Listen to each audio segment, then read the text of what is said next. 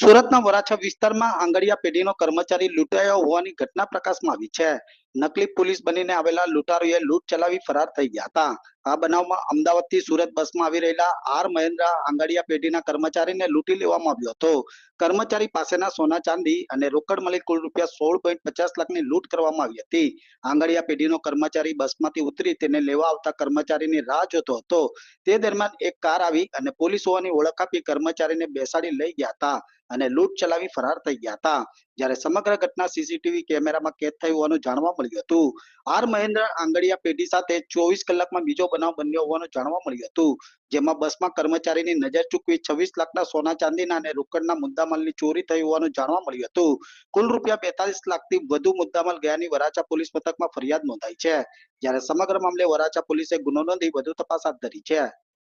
સુરત શહેરના Varachha police station ખાતે ફરિયાદી શ્રીએ પોતે આંગડિયા પેઢીમાં નોકરી કરતા હોય અને અમદાવાદથી પોતે ટ્રાવેલ્સમાં બેસી અને રાત્રે નીકળેલા અને સવારે વરાછા પોલીસ સ્ટેશનના વિસ્તારમાં એક જગ્યાએ એમના સહકર્મચારીને પોતાને લેવા આવવા માટે ટેલિફોનિક વાત કરેલી. એ દરમિયાન ફરિયાદી પોતે આંગડિયા કુરિયર પેઢીના હીરાના પેકેટ તેમજ ચાંદીના દાગીના તેમજ સોનાના દાગીનાનું પેકેટ એ રીતે લઈ અને પોતે ઉતરેલા. એ દરમિયાન એક ગાડીમાં આવેલા અજાણ્યા ઈસમોએ પોલીસ તરીકે ઓળખ આપી અને તારી જોડે શંકાસ્પદ વસ્તુ છે એમ કરી અને ગાડીમાં બેસાડી અને ફરિયાદીને લઈ જઈ અને જબરજસ્તીથી તેમની પાસેથી કુલ 16,56,000 ને મત્તાની હીરાના પાર્સલો તેમજ ચાંદીના પાર્સલ અને એક સોનાનું પાર્સલ મળી અને લૂંટ કરવા અંગેની વરાછા પોલીસ સ્ટેશનમાં ફરિયાદ નોંધાયેલ છે. આ બાબતે વરાછા પોલીસ સ્ટેશનની જુદી જુદી ટીમો બનાવી અને ગુનો શોધી કાઢવા માટે કાર્યવાહી હાથ ધરવામાં આવેલી છે. તેમજ હ્યુમન અને ટેકનિકલ ઇન્ટેલિજન્સ આધારે પણ કાર્યવાહી હાથ ધરવામાં આવેલી છે. સાહેબ, બીજો પણ એ જ પેઢીમાં બનાવે, આ કઈ પેઢી છે અને બીજી કઈ રીતના બનાવ બન્યો છે, કેટલાનો છે? તેમજ આ આંગડિયા પેઢીના અન્ય કર્મચારી કે બીજી બસમાં આ જ રીતે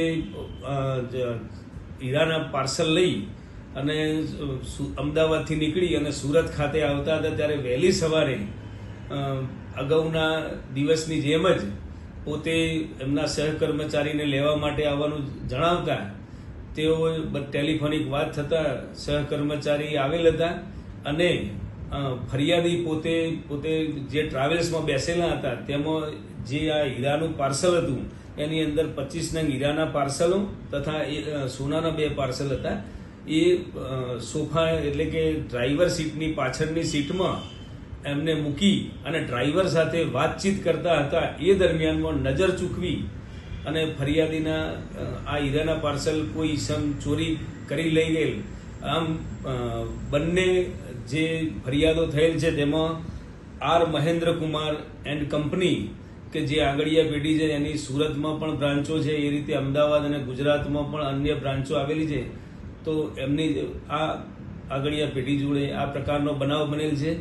વરાછા પોલીસ સ્ટેશન તેમજ સુરત શહેરની અન્ય ઝોન 1 વિસ્તારની પોલીસની ટીમો આ બંને ગુનાનો ભેદ ઉકેલી કાઢવા માટે હ્યુમન અને ટેકનિકલ ઇન્ટેલિજન્સથી તેમજ અન્ય ટેકનિકલ ઇન્ટેલિજન્સથી વર્કઆઉટ કરી રહી છે અને આ બાબતે ગુનાનો ભેદ ઉકેલી કાઢવામાં આવશે.